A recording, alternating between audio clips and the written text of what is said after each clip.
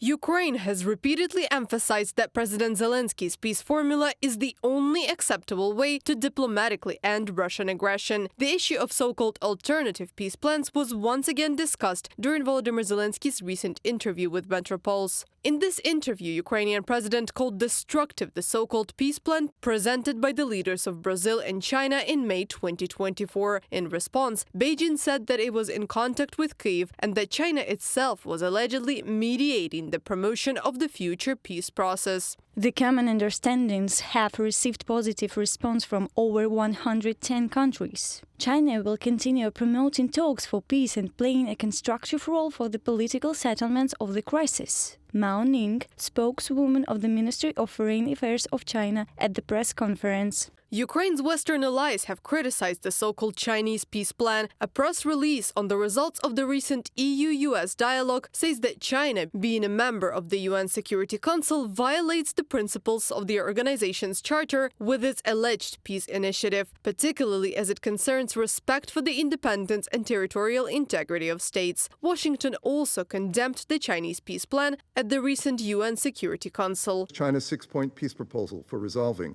what China calls the Ukraine crisis, which is not complementary to Ukraine's peace formula and omits support for Ukraine's sovereignty and territorial integrity.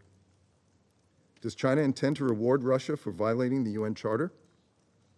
China's six-point plan would create a dangerous precedent. We are not here to reward violators of the UN Charter.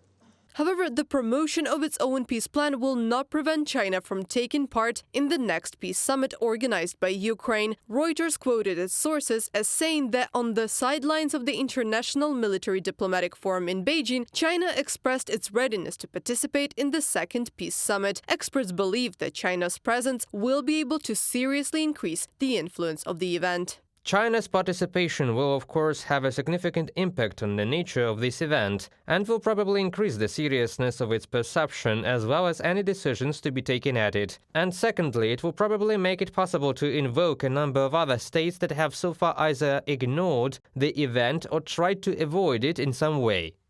In addition, another important reason for China to join the second peace summit is the invitation for the Russian side. It was the absence of Russian representatives that Beijing justified its refusal to participate in the first conference in Switzerland. Now, according to the analyst, when Ukraine has expressed its readiness to invite an aggressor country to the event, it will be able to attract both China and the countries of the global South. This will put Moscow at a disadvantage if it does not show up at the peace summit. Reported by Anastasia Tarnavska, Andriy Dmitrenko, UATV News.